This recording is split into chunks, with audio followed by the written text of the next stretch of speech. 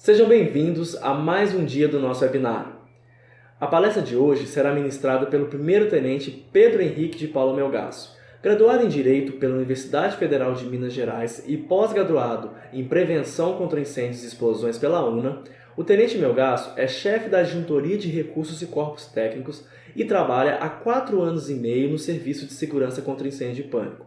Fiquem agora com a palestra Recursos e Corpos Técnicos, Diferenças, Principais Elementos e Erros Mais Comuns. Boa palestra a todos!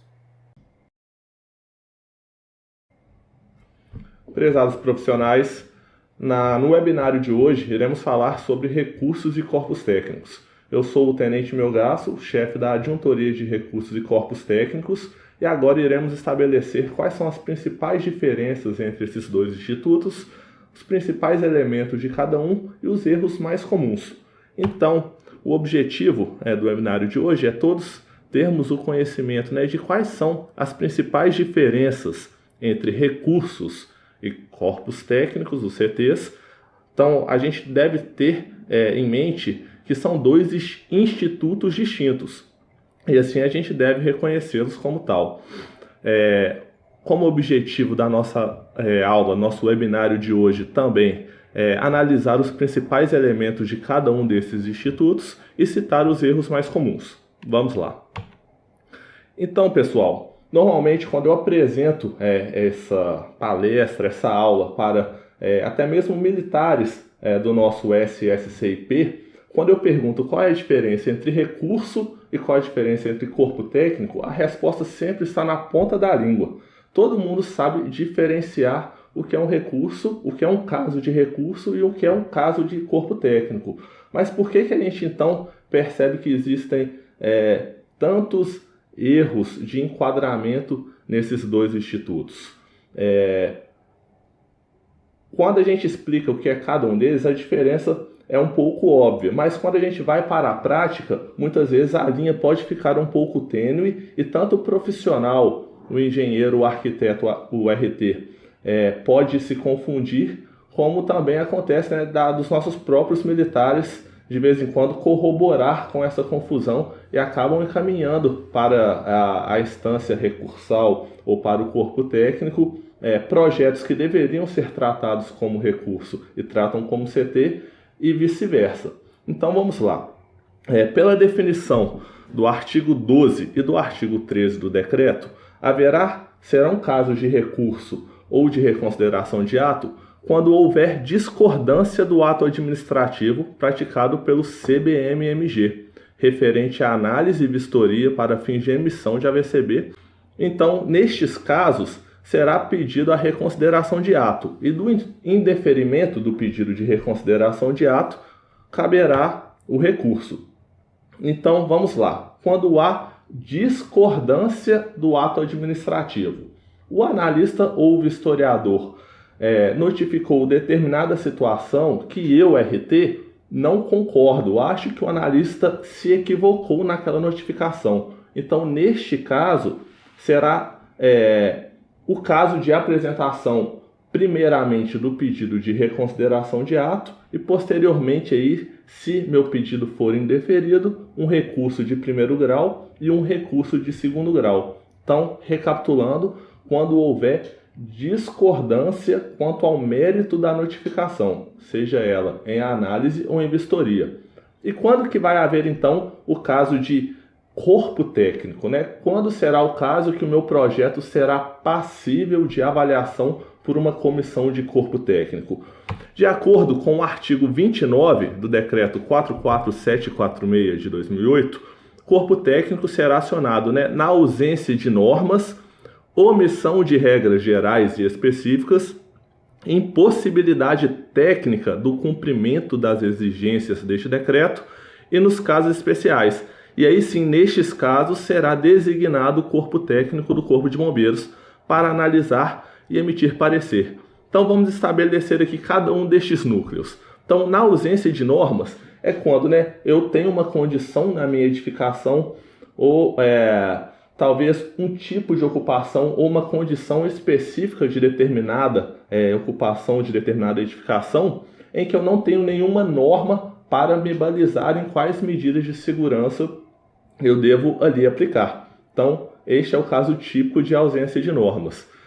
Quanto à omissão de regras gerais e específicas, neste caso é aquele em que existe uma norma, uma IT ou uma NBR, para tratar de forma ampla daquele determinado assunto, mas para uma condição específica da edificação, de um equipamento, de um processo industrial, enfim, de um maquinário, para aquela situação específica, a norma que existe não vai abranger aquela situação. Então, para determinada situação específica, mesmo que exista uma norma, vai ter uma omissão de uma regra geral específica para aquele caso.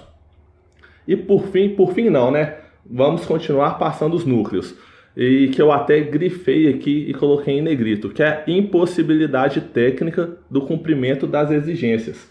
Eu coloquei em negrito aqui e grifado porque é o caso mais comum, que na maioria das vezes, né? Uma edificação existente ou construída em que determinada medida de segurança, determinado parâmetro é exigido para aquela edificação e por questões aí, técnicas e estruturais que o RT deve atestar, acarreta na impossibilidade técnica de adequação. A gente vai pormenorizar isso logo mais para frente. E por fim, o decreto também traz os casos especiais. O que seriam esses casos especiais, né? É um conceito um pouco aberto, ele é definido até em norma interna, mas basicamente quando existe uma inadequação da medida de segurança em relação à natureza da atividade desenvolvida. Então é um pouco diferente de impossibilidade técnica, porque a impossibilidade técnica ela decorre, de uma condição estrutural da edificação. Já esse caso especial pode ser, por exemplo, quando a natureza da atividade desenvolvida é incompatível com a medida de segurança exigida. Então é um exemplo de um caso especial que também pode ser tratado por corpo técnico. Para facilitar, então, um pouco essa diferenciação, eu fiz esse pequeno quadro para traçar as diferenças entre recurso e corpo técnico. Então, recurso é seco, quando há a discordância do ato. Já o corpo técnico, o RT, ele concorda com o ato, ou seja, ele concorda com a notificação, mesmo que tacitamente, então ele não precisa falar na resposta dele tacitamente que concorda com aquilo.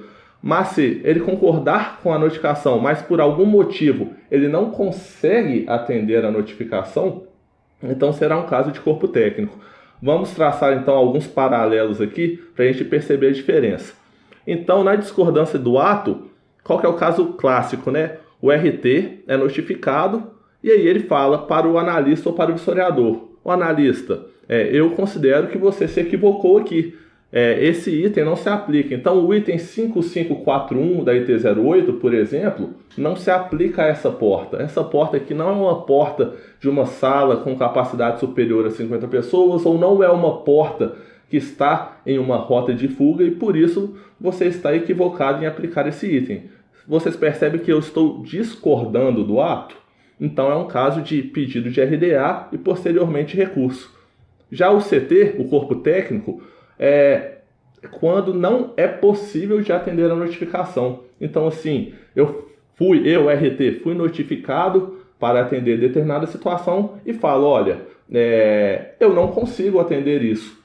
Vocês percebem que, mesmo que tacitamente, você está concordando que a notificação é uma notificação correta, mas você está falando, eu não consigo atender. Então, há uma concordância, você concorda com a notificação, porém, por algum motivo não consegue atender. Outra questão que pode ser suscitada aí em sede de RDA ou recurso. O analista ou vistoriador notifica determinado item e o RT, você pode falar que foi dada a interpretação errada ao item X. Olha só, analista, olha só, vistoriador. A interpretação que você deu para este item que está usando para notificar determinada questão, essa interpretação é equivocada. Eu considero que a notificação vai para um lado, você foi para o outro lado. Então, a interpretação que foi dada a este item que subsidiou essa notificação eu, RT, considero que ela é errada e vou explicar por quê. Vou argumentar por quê e apresentar o meu pedido de RDA ou meu pedido de recurso. Outra questão, né, que agora é legal a gente traçar esse paralelo. O fato da edificação ser existente. O fato da edificação ser existente, ela pode levar a duas consequências. E aí vai depender de qual vai ser cada caso. Então, por exemplo, para recurso, você é notificado, né, de determinado item. Este item pertence a uma determinada norma, mas pelo fato da edificação ser existente ou já existir um projeto aprovado, tal norma ou tal medida de segurança que foi notificado não vai se aplicar, pelo fato justamente, né, ou de haver, né, edificação existente ou de haver projeto aprovado. Se a gente for no nosso decreto, o 44746 de 2008, ele fala, né, que edificações aprovadas e liberadas perante o CBM-MG, ela vai garantir o direito do atendimento àquela legislação vigente àquela época em que ela foi aprovada e liberada. Então, se, por exemplo, este é o caso e o analista ou historiador notifica com base em uma legislação atual, então, assim, o fato da edificação ser existente ou já existir esse projeto aprovado acarreta, né, na possível discordância quanto ao mérito da notificação. É diferente, por exemplo, de quando a edificação é existente e, por isso, não é possível adequar, não é possível atender essa notificação devido a uma impossibilidade técnica X ou Y devidamente justificada. Então, a diferença é basicamente essa. Quando há uma discordância quanto ao mérito da notificação, seja, né, porque um item não se aplica, porque foi dada uma interpretação errada a este item, ou porque a norma utilizada para me notificar não se aplica ao meu caso em questão, então eu estou discordando do mérito da notificação, será um caso de recurso. Quando for um caso de impossibilidade técnica, eu não consigo atender a essa notificação pelo motivo X, Y ou Z, sendo que esse motivo deve estar devidamente justificado, como veremos logo à frente, então será um caso de corpo técnico. Mas aí vocês podem me perguntar, mas Tenente Melgaço, o que acontece, né, se eu apresentar um pedido de recurso quando na verdade se tratar de um caso de corpo técnico, ou se eu apresentar um laudo técnico quando se tratar de um caso de recurso? Então, os principais erros, né, que ocorrem em corpo técnico pode se dar justamente ou pela utilização do formulário errado, quando ocorre aí a confusão entre recurso e corpo técnico, a solicitação de corpo técnico sem a documentação completa, ou então a argumentação insuficiente. Nós vamos ver, então, destrinchar um pouco de cada um desses erros agora. Vamos lá. Então, a utilização do formulário errado, quando ocorre a confusão entre recurso e corpo técnico. Então, pode acontecer os dois casos, né? Quando a argumentação de recurso ela se dá em formulário de laudo técnico, que é o nosso anexo C da IT 40, ou quando a argumentação de impossibilidade técnica se dá em formulário de recurso, que é o anexo F7 da IT 01. Então, primeira coisa que vocês podem perguntar mas Tenente Melgaço, o simples fato de eu colocar a minha argumentação em um formulário distinto, isso vai inviabilizar a avaliação do meu pedido? E aí eu falo, né? E a gente aqui na diretoria, nós buscamos em todo momento convalidar questões formais que estejam equivocadas. Existe para isso, né, um princípio administrativo, que é o princípio da instrumentalidade das formas. O que basicamente esse princípio coloca? Que mesmo que se a forma do documento estiver errada, mas o conteúdo estiver correto e atendendo a todos os requisitos que deles são exigidos, este pedido poderá ser avaliado normalmente. Mas o que acontece no caso de corpo técnico? Primeiramente, se a gente apresenta um formulário de recurso, né, uma discordância da norma, num formulário de laudo técnico, num formulário que seria encaminhado para corpo técnico, mas eu apresentei uma argumentação de recurso, é uma situação mais tranquila, porque ali eu apresentei uma discordância da norma e que mesmo que o formulário esteja errado, mesmo que tenha sido apresentado o documento, a forma do documento errado, se o pressuposto do pedido estiver ali, se a argumentação do RT que me mostra, né, que a notificação foi errada, se a argumentação que mostra a discordância e o argumento que mostra a discordância da notificação estiver ali, é muito tranquilo da gente avaliar. Apesar de não ser o documento correto, pelo princípio da celeridade, instrumentalidade das formas, a gente avalia para dar uma vazão mais rápida, principalmente ao solicitante, ao proprietário responsável pelo uso. Porém, neste caso aqui, né, que eu até grifei e pus alguns asteriscos, quando o argumento de impossibilidade técnica se dá em formulário de recurso, a gente vê alguns problemas. Nem sempre a gente consegue aproveitar este documento, né, pelo princípio da instrumentalidade das formas, porque ali irão faltar alguns pressupostos essenciais ao laudo técnico que a gente precisa avaliar para poder eventualmente isentar de alguma medida de segurança ou de algum parâmetro. Vamos ver o porquê disso agora.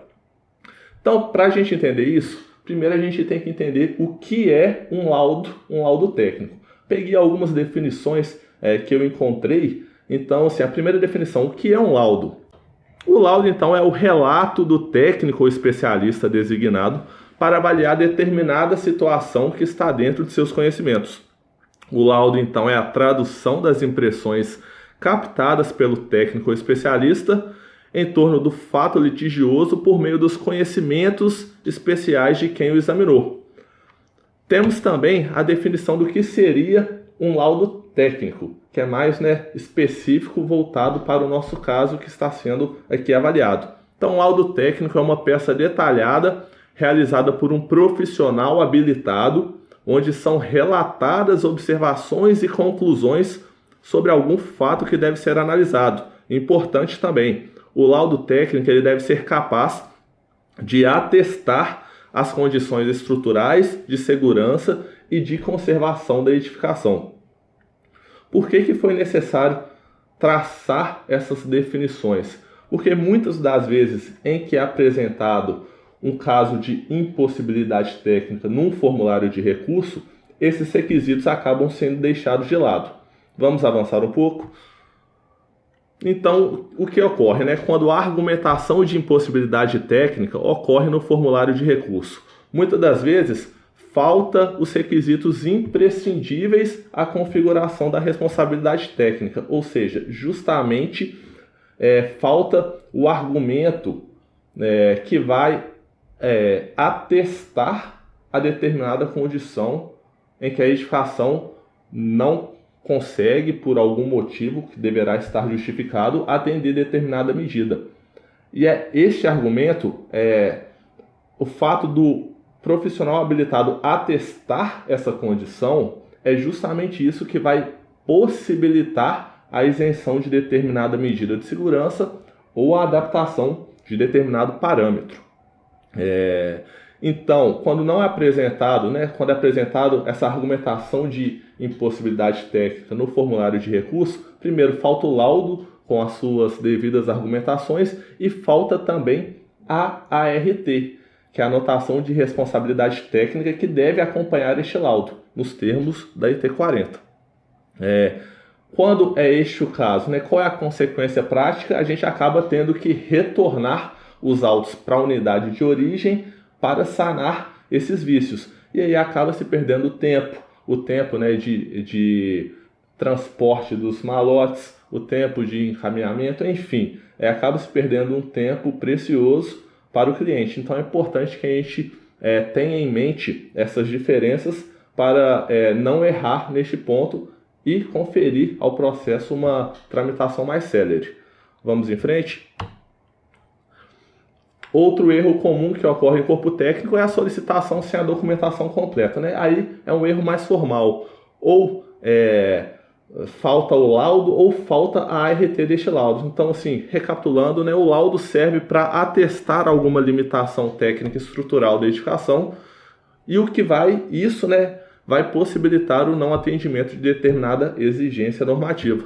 E a ART justamente vai estabelecer o vínculo de responsabilidade entre o responsável técnico e as informações por ele prestadas. E por fim, senhores, outro erro, talvez seja o mais comum que a gente verifica nos laudos apresentados, é em relação à argumentação insuficiente. Se a gente for parar para verificar, é necessário, então, eu fiz uma retomada de algumas prescrições legais e normativas para introduzir o assunto de argumentação insuficiente. Então, vamos retomar algumas condições aqui que a nossa legislação nos traz. Então, na Lei 14.130 de 2001, que é a nossa Lei de Prevenção contra Incêndio e Pânico, ela traz no artigo 9º que a lei vai se estender, no que couber, às edificações e espaços destinados ao uso coletivo já existentes na data de sua publicação. Então, pessoal, para começar, a lei ela vai se aplicar não só a edificações novas, como também a edificações existentes. E aí a gente percebe que tem um no que couber. O que seria esse no que couber? A gente vai chegar lá. Antes disso, vamos trazer então, descendo aí na hierarquia das normas, após a lei, a gente tem o decreto. O decreto 44746 de 2008, no seu artigo 5º, ele traz que as exigências de medidas de segurança contra incêndio e pânico previstas neste decreto serão disciplinadas por instrução técnica específica e serão aplicadas às edificações e áreas de risco existentes ou construídas a partir de sua publicação. Então, o decreto, regulamentando a lei da mesma forma, traz que o disposto no decreto e nas instruções técnicas que seguirão, tudo isso aí se aplicará não só a edificações novas, mas também àquelas existentes. Mas, Tenente Melgaço, o artigo 9º da Lei 14.130 traz a seguinte expressão: essa lei vai se aplicar no que couber. O que é, então, esse no que couber? Vocês percebem que até então existia, não existe mais, mas existia uma lacuna. O que seria esse no que couber? O que veio a preencher essa lacuna? Justamente a IT 40, que ela trata de adaptações a serem realizadas em edificações já existentes ou construídas. Então, a lacuna que a lei trazia pela expressão no que couber está agora preenchida com a IT 40, que determina quais devem ser as adaptações cabíveis nas edificações existentes. Então, o item 2.1 da IT 40, que trata da aplicação dessa instrução técnica, ele diz o seguinte: esta IT aplica-se às edificações existentes com deficiência em medidas de segurança perante a legislação atual e consequente impossibilidade técnica de execução, justificadas por laudo técnico de profissional habilitado, acompanhada da respectiva ART ou RRT. Então, vocês podem perceber aí que eu grifei algumas expressões, A consequente impossibilidade técnica de execução justificada por laudo técnico. Então, isso daí já vai nos dando algumas dicas daqueles requisitos que devem estar presentes neste laudo técnico. Então, para que eu possa aplicar a IT 40, primeiro, já vemos aí que precisa de ter uma impossibilidade técnica devidamente justificada no laudo técnico. Vamos prosseguir ainda na IT 40. O item 2.5, ele traz o quê? Ele traz que os casos não abrangidos por esta IT poderão ser encaminhados para análise e parecer pelo corpo técnico, nos casos de impossibilidade técnica de execução de medidas, após esgotadas as possibilidades de intervenção para adequação à legislação atual, bem como as soluções indicadas na ST. Então, o que o item 2.5 traz para a gente? Ele traz primeiramente que os casos não abrangidos pela IT 40 poderão ser sim encaminhados a corpo técnico, nos casos, novamente, aí, de impossibilidade técnica, que a gente já viu que ela deve ser justificada no laudo técnico, porém, só poderá ser encaminhado para avaliação do corpo técnico após serem esgotadas todas as possibilidades de intervenção, seja, né, para adequação à legislação atual, ou seja para adequação à IT08, IT17, IT23, enfim, ou então às soluções indicadas pela própria IT40. Então, qual é a sequência, né? Eu estou com uma situação em que eu não consigo, num primeiro momento, né? Fui notificado de um item que minha edificação ela não atende. O que eu tenho que fazer? Primeiramente, eu tenho que tentar adequar a minha edificação ao item que foi notificado. Então, por exemplo, se eu tenho uma escada de 80 centímetros e ela precisa ter 1,10, a primeira coisa que eu tenho que fazer é tentar adaptar essa escada para 1,10, porque assim a IT08 exige. Isso aí num caso é exemplificativo. Se eu não consigo adequar a minha escada para a IT08, num segundo momento eu vou tentar adequar a minha escada para a possibilidade que a IT40 me permite. Então, se neste caso aí, exemplificativo, a IT40 me permita 90 centímetros para essa escada, eu vou tentar adaptar para 90 centímetros. Então, apenas quando eu esgotar essas possibilidades de intervenção por um motivo de impossibilidade técnica que deve ser devidamente justificado, eu vou poder apresentar este laudo técnico, onde, né, o RT então ele deve justificar, olha só, tentei adaptar a escada para 1,10, mas pelos motivos X, Y e Z, lembrando, né, que esses motivos devem estar embasados tecnicamente, eu não consegui adaptar. Tentei também adaptar a IT40, as possibilidades que a IT40 me traz, e também não consegui adaptar. E aí sim eu poderei encaminhar o pedido para o corpo técnico. Então vamos prosseguir. O item 5.11 da IT40, lembrando aqui, pessoal, que eu estou trazendo alguns recortes da IT40 que embasam, né, toda esta minha fala sobre os principais erros que ocorrem, né, no pedido de avaliação por corpo técnico. Vamos lá então ao item 5.11. As medidas passivas referidas no item 4.2 da ST, que é o item que traz algumas definições, são aquelas cuja adaptação afete os elementos estruturais e de compartimentação da edificação e sejam casos de impossibilidade técnica, como adaptação de rotas de fuga, que impliquem em retirada de componentes estruturais, colunas, vigas, lajes, etc., ou acréscimo de volume de RTI elevada sobre a estrutura da edificação em situações onde, de fato, a intervenção não é possível. O que esse item nos traz? Ele nos traz algumas dicas. Primeiro, ele faz referência às medidas passivas, que são aquelas medidas ali efetivamente implicadas na estrutura da edificação.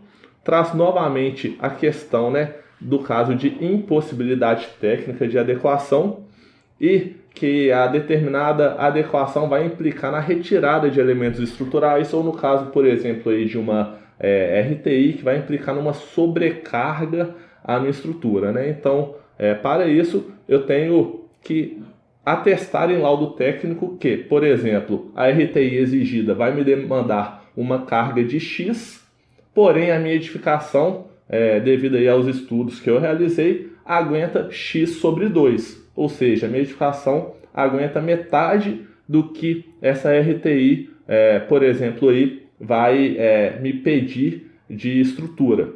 Então, eu vou ter que atestar determinada condição em laudo para poder para me ser possibilitada a isenção de determinada medida. E aí vamos lá para a gente concluir então o nosso raciocínio. No item 5.15 da IT40. O item 5.15 fala que todas as impossibilidades técnicas, inclusive as de execução de alguma medida mitigadora indicada por ST, deverão ser justificadas por laudo técnico de profissional habilitado, acompanhado da respectiva ART ou RRT. Basicamente, né, o que este item fala? Que para qualquer adaptação que eu for fazer em relação às ITs específicas, seja para a aplicação da IT40 ou quando a IT40 também não atende o meu caso, eu vou precisar de encaminhar para corpo técnico, então todas essas impossibilidades elas deverão estar devidamente justificadas no laudo técnico. Então, mais uma vez, eu estou frisando, estou repetindo isso várias vezes porque é um erro muito comum. A gente receber esse laudo em que não existe a argumentação, não existe justificativa, embasamento técnico, onde o RT ateste que a edificação não suporta determinada condição para adequação daquilo que lhe foi exigido. Então, este é um erro muito comum e que a gente acaba tendo que devolver os pedidos para que a argumentação volte completa e assim seja possibilitada determinada isenção de medida de segurança. Então, para concluirmos todo o nosso raciocínio, vamos verificar então aqui 3 tópicos. Quais são os principais casos de argumentação insuficiente que costumam chegar para a avaliação do corpo técnico? Primeiro, o RT, o profissional habilitado, dizer que a edificação é existente e por esse motivo eu não vou atender determinado item, ou eu não consigo atender determinado item. A gente tem que entender que o fato da edificação ser existente, por si só, não é um argumento válido apto a possibilitar que determinada medida ou determinado parâmetro seja isento para essa edificação. Então, assim, temos que a edificação está lá, existente ou construída, mas isso não impede necessariamente que eu faça a adaptação necessária. Isso não me impede necessariamente que eu instale um sistema de hidrantes, por exemplo. Então, o fato dela ser existente por si só não é uma argumentação válida. Deve ser, junto a isso, justificada a condição estrutural que não permite essa adaptação. Outro argumento muito comum que chega aqui para a gente é o desconhecimento do projeto estrutural. Então, chegam muitos laudos em que o RT declara que não conhece o projeto estrutural da edificação e, por isso, não irá atender determinada medida. É outro argumento também que, por si só, não justifica, não possibilita a isenção de medida de segurança. A gente tem que lembrar qual é a regra, Que as medidas de segurança sejam aplicadas conforme a IT 01 e as ITs específicas estabelecem. Para que me seja permitida uma isenção de determinada medida ou uma adaptação de seus parâmetros, eu tenho que justificar que aquela adequação que está sendo me exigida não é possível tecnicamente de ser executada.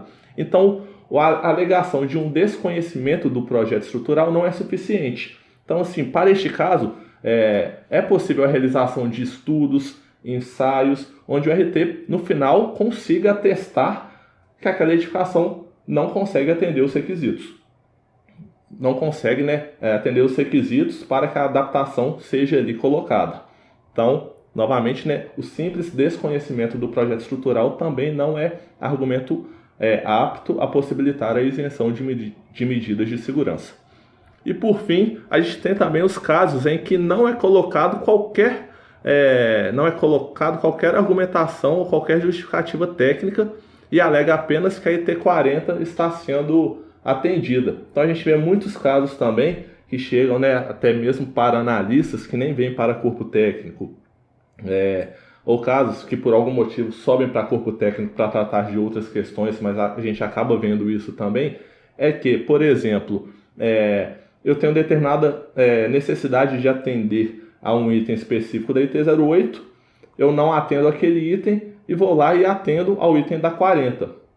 Eu falo assim, estou preenchendo todos os requisitos que a IT 40 me exige, por isso vou atender aquela solução que a IT 40 me indica. Porém, pessoal, o simples fato também de atender a IT 40 na íntegra não é uma razão suficiente. No laudo a ser apresentado, tanto para adaptação à IT 40 ou para encaminhamento ao corpo técnico, eu tenho que colocar essa impossibilidade técnica. tem que colocar essa argumentação técnica que vai embasar, vai justificar essa impossibilidade de adaptação, correto? Então, pessoal, qual que é a nossa conclusão final a respeito de tudo que foi falado aqui? Então, primeiramente, a IT40 não é uma opção livre, alternativa às ITs específicas.